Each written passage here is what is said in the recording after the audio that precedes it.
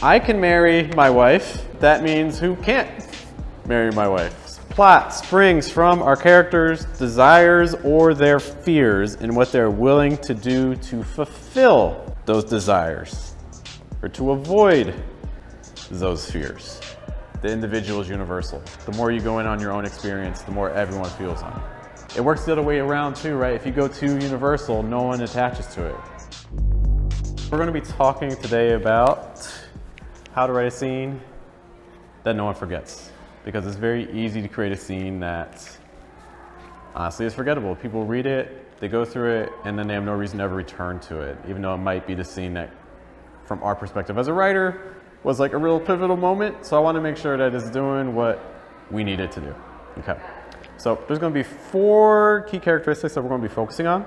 These are all going to be pulled from Charles Baxter's The Art of Subtext. Okay. The very first thing that we're going to be doing, well, maybe before I talk about that, you see at the table this nice little drawing and thing. So what do you see here specifically? I see so many things. If you had to describe it in general, how would you describe it? Community. Okay, let's work on that, because this is the very first point we're going to be talking about. So when we say community, it's one of those things that you say and like you have an idea, like it conjures an idea in your mind. But then if we actually go into the specifics of that, it can be a little bit challenging. Because like, what does community actually look like? So let's investigate our very first point from Charles Baxter, which says that anyone described with such precision must be a singularity. What does that mean to you? If someone's a singularity, what does that mean? Lonely. Lonely, okay. Anything else? I like this idea of singling out, splitting up, and things like that. Yeah. I'm sorry? No, just reading. Gotcha, yeah. Anyone described with such precision must be a singularity. This is our first way to make a scene memorable. And so Heather mentioned that we can single out. So we can give people titles. What else can we do? So one of the things that Heather mentioned when we first looked at this was that she said that this whole collection inspired her about community. And we said that, ooh, that's a good term, it's a general term. And so now what we're doing, what I'd like you to do, I'm going to give you guys about 2 to 3 minutes. What I'd like you to do, pick one child, just one. And for 3 minutes, I want you to write down everything you notice about that one child. No wrong answers. You can write on the post-it, you can write on the paper, anywhere you want. But I'll give you about 3 minutes. I want you to write down as many specific things that you can find about one child, just one. Perfect, hey. Malia, which kid did you pick? Let me rephrase. Don't tell us what kid you picked, but can you describe as much about them as you can? Yeah, I picked a kid that had textured wavy hair. Textured wavy hair.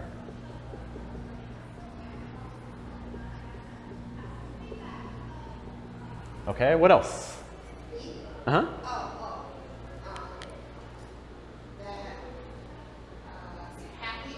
Happy? Happy, ecstatic. Can we go? So mom would think about this. So happy is a very,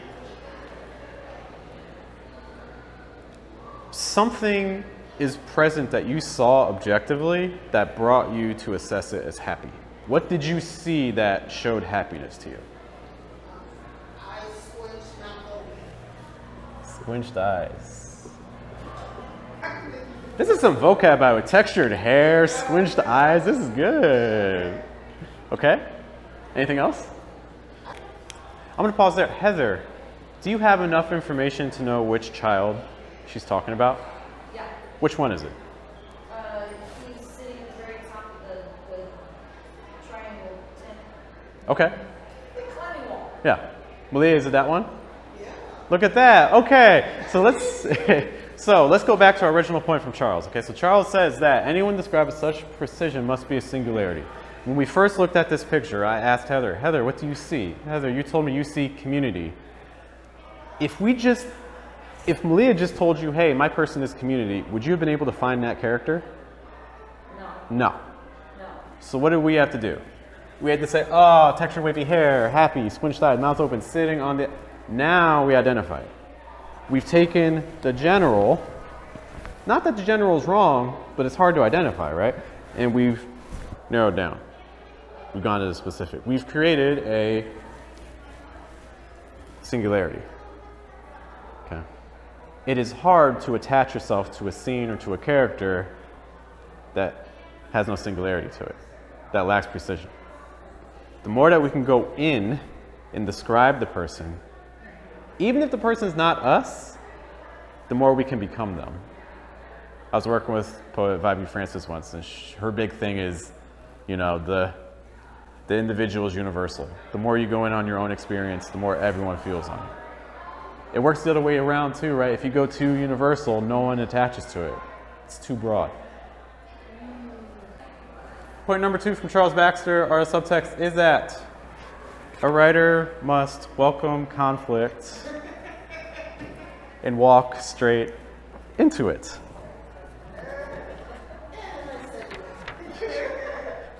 So what does that mean? Yeah, I like the connection to improv, the yes and. You see it, I don't know if you guys have ever heard like the South Park creators talk about how they make their show where it's operating on that principle, and they add in like a therefore. Like this happens, we accept it, therefore this other thing must happen, we accept it, therefore this other thing must happen, and things like that. Hi, come on in. Other thoughts that come to mind with a thought here. Is this similar, like related to when something happens in a movie or a script that you did not see coming? That I don't think it's unrelated. like conflict and just like walking into it and like, no, he's not dead.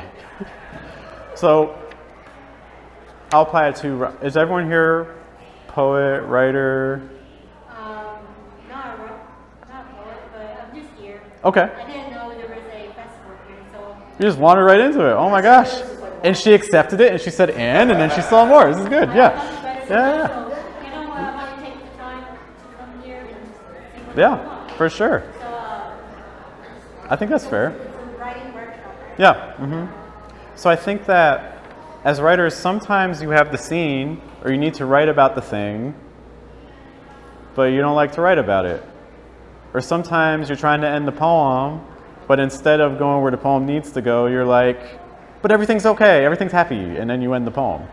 Where it's like you're avoiding talking about the thing that the poem's actually trying to say, because it takes a lot of mental work to do that, which I understand. But if we're trying to create a scene that no one forgets, we need to tap more into the emotion. Make it gruesome.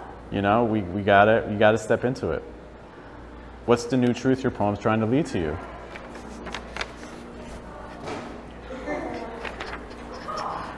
McCall, McCall's already been through this workshop.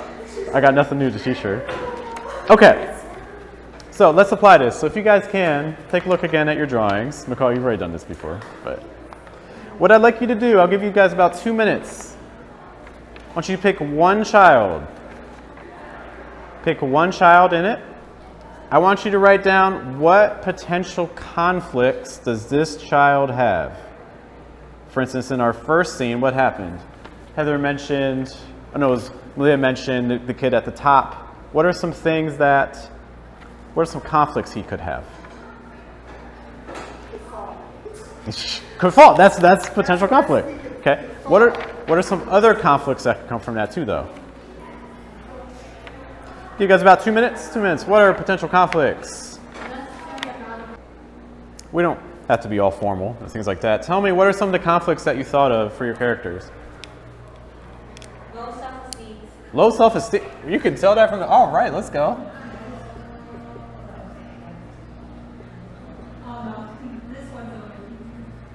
Low self-esteem. What are some other potential conflicts for a character? Other ones. Fear of what? Fear of what? Can you be a little bit more specific? Fear of, come on, we're going for singularities here. Fear of what? Yeah, like depression to be fearful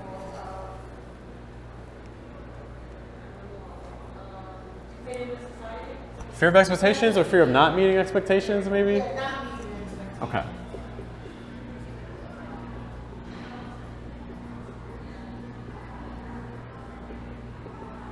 Okay, so fear of not meeting expectations, maybe fear of like not conforming. Okay. We got it, we got it. Look at us. Teamwork makes the dream work. I want more conflicts. Peer pressure.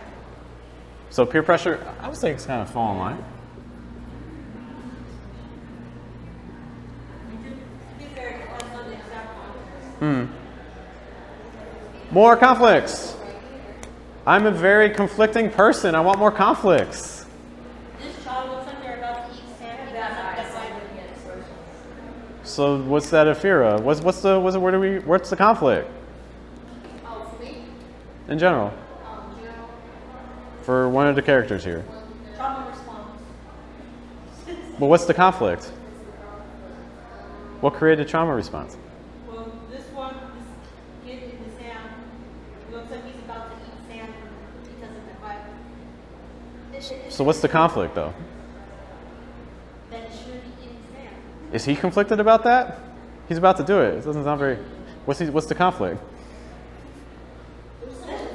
Don't apply your own conflicts to the characters. What's conflicting for the character? It's kind of hard to explain. So one of the conflicts is the branch might fall on the tree we're climbing, right? Okay. So the conflict is that if I don't warn you, you might get hurt. Okay. One of the things we want to be kind of mindful of is we don't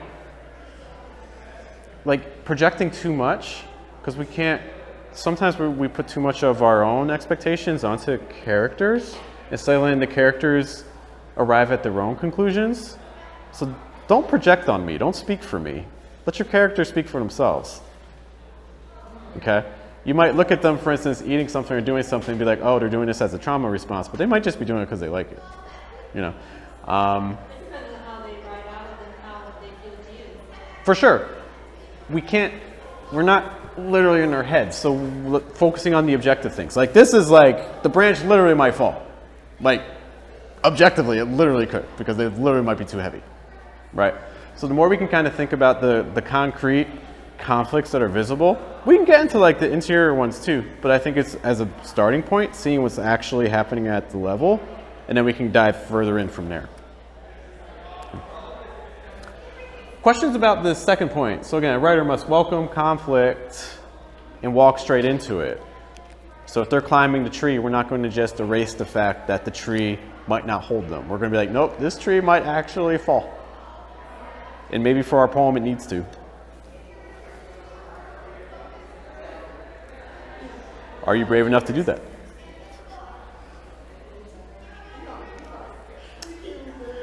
All right. I know that we're getting up against time, and I want to make sure Malia has time for her workshop, so I'm going to keep us. Yeah. Okay.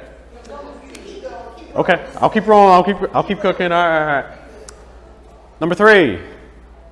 Third point from Charles Baxter. Art of Subtext. How to write a scene that people will not forget. Your third point.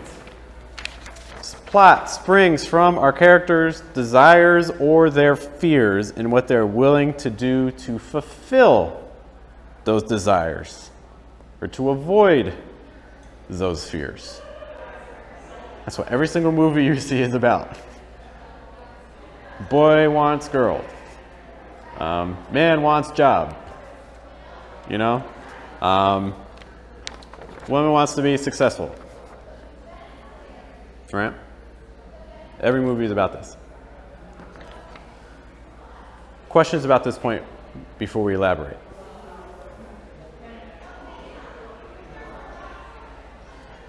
Okay.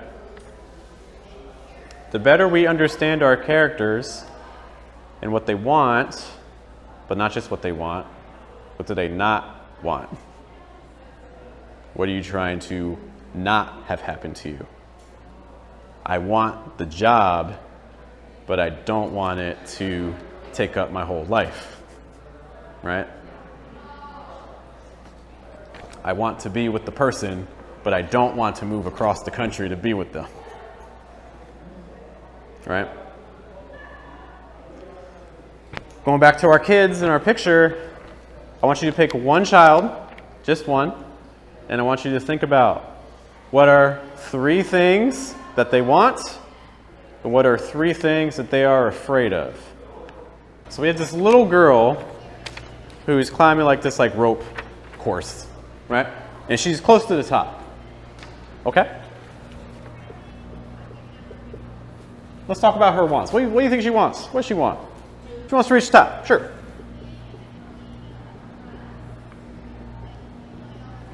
We can go a little bit deeper. Why does she want to get to the top? Maybe as an achievement. I'm sorry? As an achievement. Like, Okay.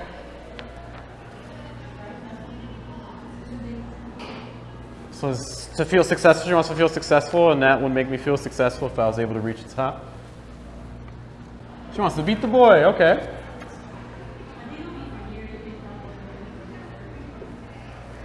Okay.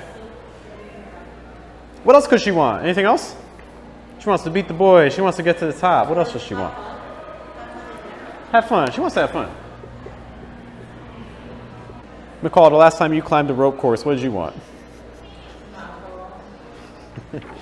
Okay, I like that. She wants to not fall.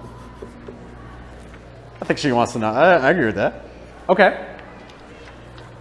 So let's maybe put that with the fear. What's the fear? I'm afraid I'm going to lose. I might get hurt. What happens if she loses to the boy? Yeah, I might put status. I lose to the boy, I'm at a lower status. He's at a higher status because he's the one who did it. I lost to him. A lot of the things we do, by the way, just from your character's perspective, a lot of our behavior is based around status. You do what you do to elevate your status or to be equal in status to your friends or to people at your work and things like that. And you don't want to go down. We're a social creature. Status is a real big thing. Think about that with your characters. Status and belonging are 2 huge drivers for characters and ourselves. Okay? Any other things? I got one more.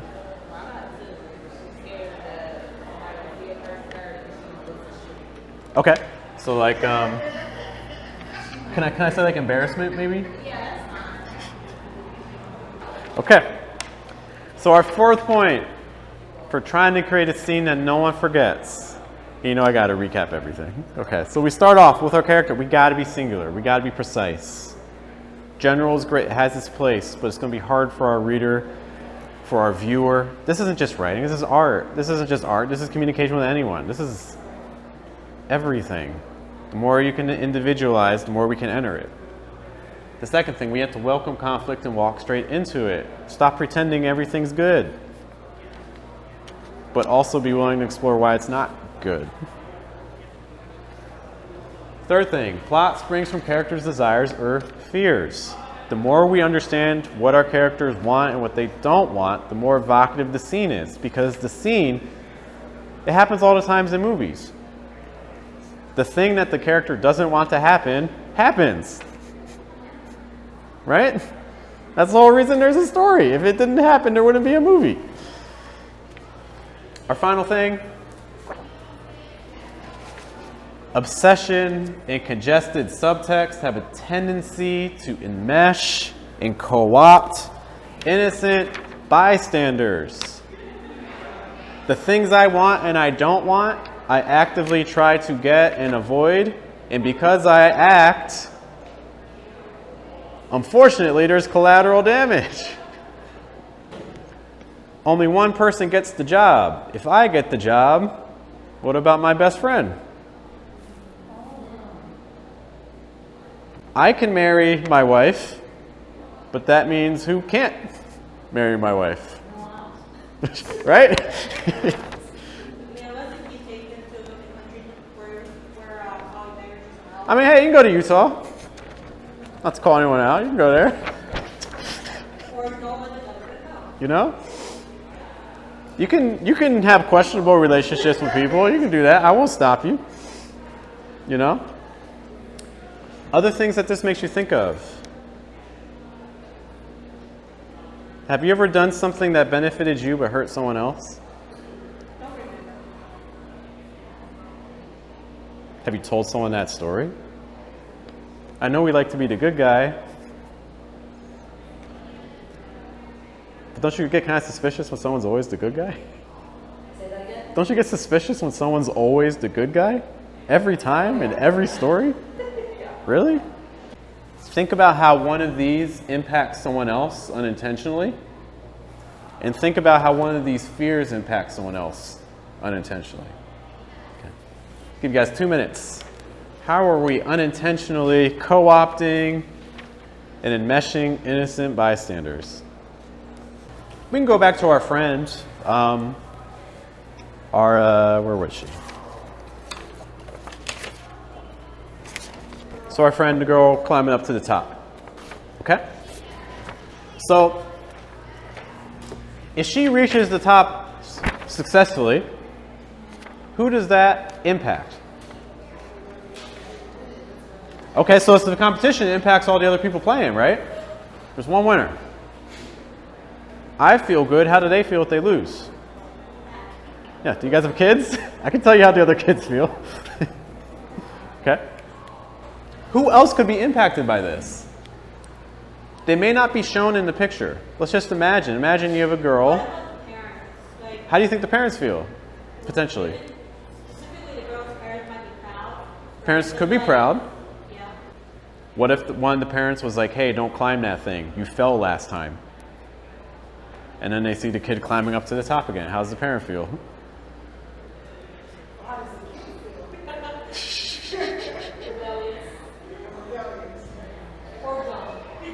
Right. Well, now we're getting into motive. Maybe that's one of the reasons they climbed it, right?